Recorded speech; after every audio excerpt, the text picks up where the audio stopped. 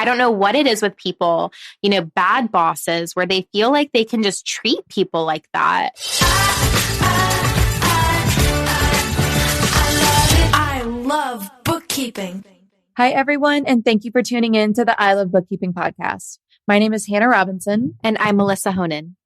And thank you for listening. Make sure you subscribe to us so you don't miss an episode, out every Tuesday and Thursday.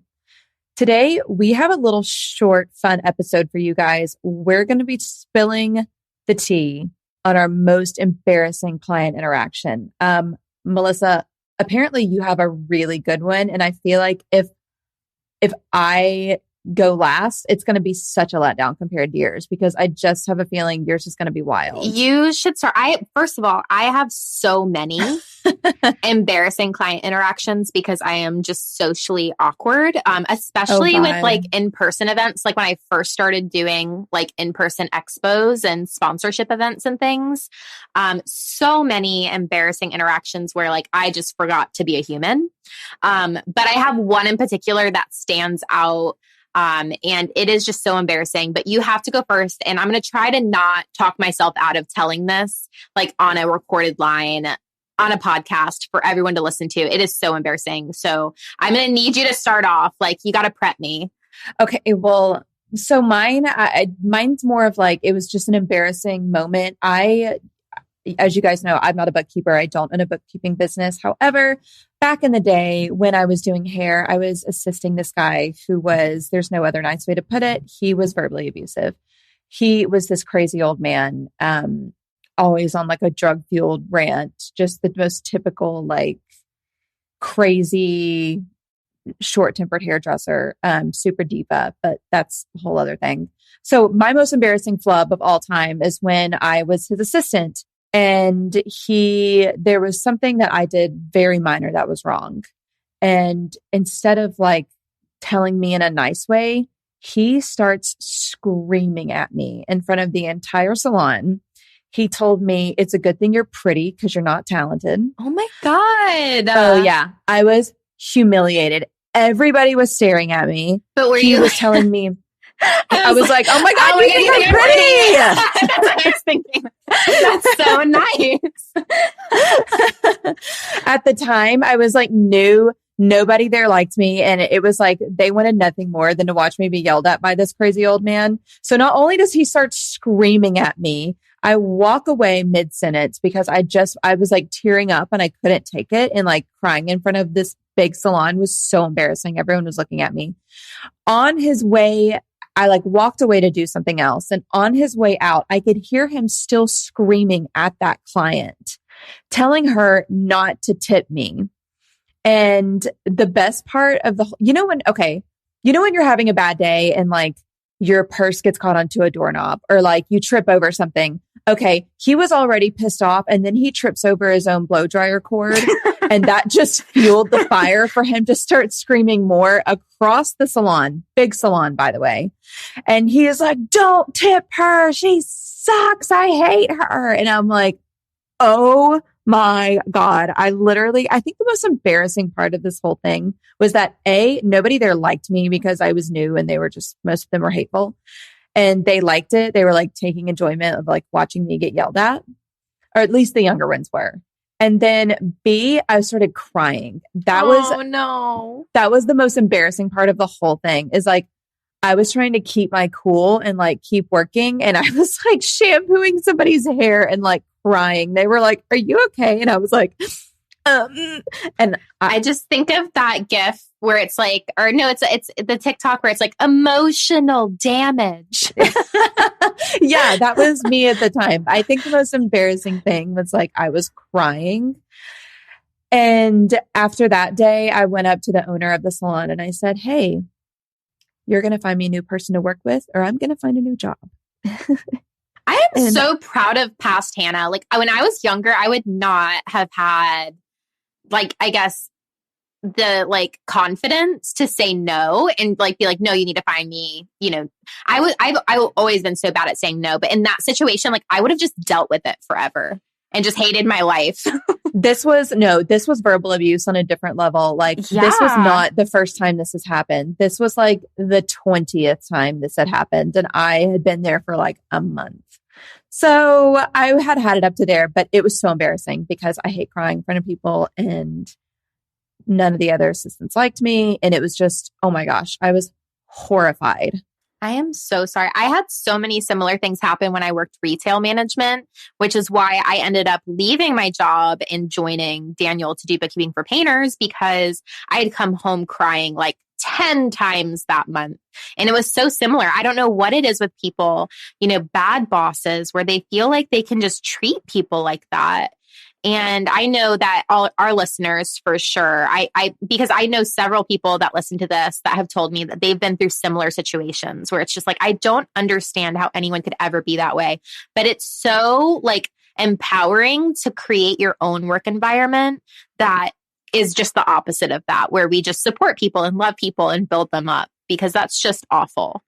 Yeah, it was awful. And it was just so embarrassing because I was like new and I wanted to make new friends. I just moved to a new area, and like crying in front of everybody was not the move. Like that was not it. But I digress. I never have to deal with those people ever again. I saw something super funny the other day, and it was like, I hope that person gets hemorrhoids. So it was like, so I hope he has hemorrhoids, and just for yelling at you. He has to live with that for the rest of his life. I actually have some intel, and I can confirm he does have hemorrhoids. So I don't want to know why you know that. I do. I mean, I do, but tell me off the podcast. We'll talk about that later. That's podcast after dark. That's after hours. That's the after show. After the party, it's the after party. That's at BKX. That's going to be the kind of stuff where it's like not on a recorded line, but you guys can get the inside tea. Jeez. Okay. So file that under information that I didn't want to know, but I do now. Today's show is brought to you by Keeper, the one app to run your bookkeeping business. Keeper helps you get faster client responses with your own custom branded QuickBooks integrated client portal. Finally, you can say goodbye to those pesky spreadsheets full of uncategorized transactions. Keeper also helps you catch those embarrassing coding errors before your clients do. And with Keeper, you can generate beautiful custom reports that your clients will absolutely love to read. To find out more, go to keeper.app. That's keeper.app. Mention I Love Bookkeeping to get 20% off your first 3 months. Again, go to keeper.app to find out more. Thank you for listening. Melissa, tell me your story, because I'm just like on the edge of my seat here. This is so embarrassing. I vividly remember this day.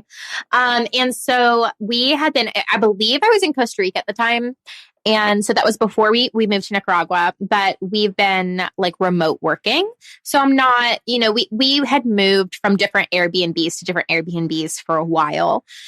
So it was like, I'm like really hard, like I have a really hard time adjusting to new places. So this entire past year has just been difficult for me, especially. And I know for my oldest son, my son Oliver, he has also had a really hard time with it too, just because he's very similar to me, where I just, I'm that type of person where like I'm very vibes, like the feng shui. I like having things set up a certain way, like the flow of the house. Like I never like houses where the kitchen is to the left, like stupid stuff like that, where it just, anyway, I digress.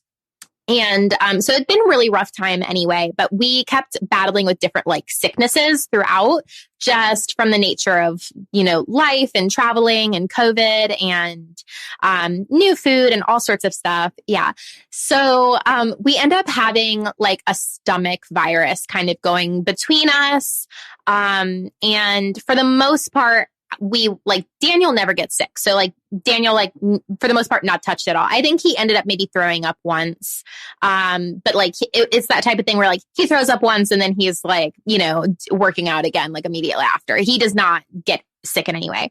And so the kids had, for the most part, been sick. They had, from both sides, like at different points in time, And I, again, mostly unscathed. Like I had a few, like I threw up a few times, but it wasn't bad. So this is at a time when I'm doing tons of client meetings. I was doing like regular account manager meetings. So like regular client interaction meetings, but also sales meetings, sales follow-ups, partner referral meetings, all sorts of things. And so in this particular instance, I was on a sales call with somebody I had never met before. And I had been sick, but not like crazy sick. So I thought I was fine. And so I'm in the call and things seem to be going fine. Not my best call. Like, I'm not going to lie. Like, not like, when you're on it. Especially in sales. But, again, we had been traveling. I'm like not comfortable. I'm in an Airbnb we had been in for like a few months, but it wasn't like home. And, we had been battling with being sick. The kids had been sick, so I hadn't been sleeping well. So it was not my best sales call to begin with. But shortly into the call, my stomach also starts to rumble. And so I audibly fart on this call, and I'm just hoping he has no idea, right? Like maybe he didn't hear. You would think I would have had the foresight to mute the call, but it was a surprise fart. Okay. Like it was not like, where you try to be sly and like let a fart out. You think it's going to be quiet. No. Like this was a surprise for both of us. And so anyway, we just keep talking and going on. And I get the foresight the second time to mute the call because I'm like, okay, I need to just get through this call. It's just a quick call. It'll be fine. Like, I don't need to like do anything. I schedule sales calls for like 30 minutes. If it's not a good call, it'll maybe be 15. If it's a good call, it'll go an hour. So it's just like, it's a dice roll, right? So I feel like I'm like, oh my God, I have to fart again. This is so embarrassing. So I do mute it. I mute it and I go to fart, and I am not even like, guys, I pooped my pants on this call. I just in my life, and it's 1000% karma because I can't even get into that story, like about me laughing at somebody else where this happened, but it's totally karma. Anyway, so I pooped my pants a little bit, and because I don't know what to do other than to just continue to sit there and take the rest of the call like I did not just poop my pants in a professional environment. Oh my God. And if you... oh my God. I just feel like nobody can top that with... But if you can, you need to email us at success@ilovebookkeeping.com. Oh my God. Oh my God. It doesn't get any worse than that, Melissa. Honest to God. I can't think that it would. Well, it could have been worse because it could have been like in person, right? At least it was on a Zoom that's call. The only way it could have been worse. It could have been worse. You sharted in person. Yeah. So anyway, luckily, again, it was not a good call. It was not my best call. We got along just fine. It went to just about maybe 25, 28 minutes. So I just had to sit there for about like 15 more minutes. And then I got up and cleaned myself up and immediately went and found Daniel and told him, it was like, you will not believe what happened. And was like, I need to tell somebody because I cannot even believe that this happened myself. So, luckily I am huge, by the way, it has always been my rule that I'm like that person that like, I'm always prepared. Like I always have medicine with me, but especially when we started traveling. Yes. It's so smart. You never know when you need Imodium and you don't want to be trying to search for Imodium when you do need it. So it is something I have always carried with me and I've never really needed it, but I had it with me and I was able to take it. And then I was able to get through the rest of the day of my meetings because I didn't want to cancel my meetings. But yeah, that's my life tip for you guys. Always carry Imodium. You never want to be that person that has to go search for it when you need it. And you will be somebody's best friend if you have it and they need it.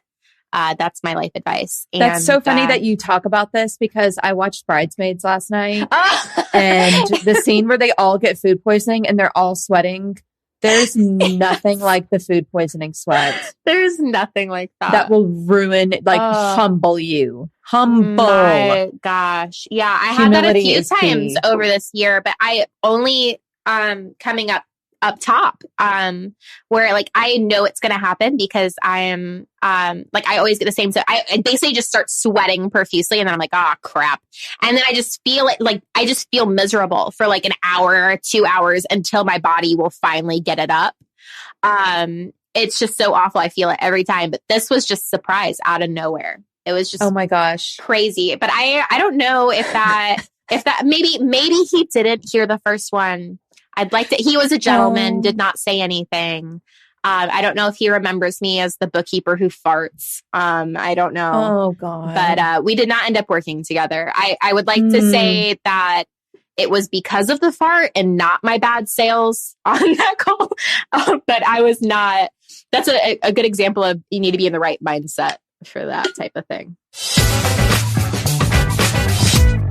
So, on that note, if you guys have a story that tops that, please shoot us an email at success@ilovebookkeeping.com. I don't think anybody will top that.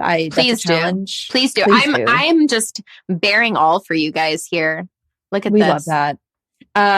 Guys, please subscribe. We're out. New episodes are out Tuesdays and Thursdays. You really don't want to miss an episode of us talking about, sharding ourselves. So, on that note, thank you so much for tuning into the I Love Bookkeeping podcast. My name's Hannah Robinson. And I'm a very embarrassed Melissa Honan. And thank you for tuning in. I love bookkeeping. Here's a little shout to all my friends working hard at keeping the books. You want to change your life, you want to grow that biz, it's not as hard as it looks. Be a money guide, a profit coach, step up your game and see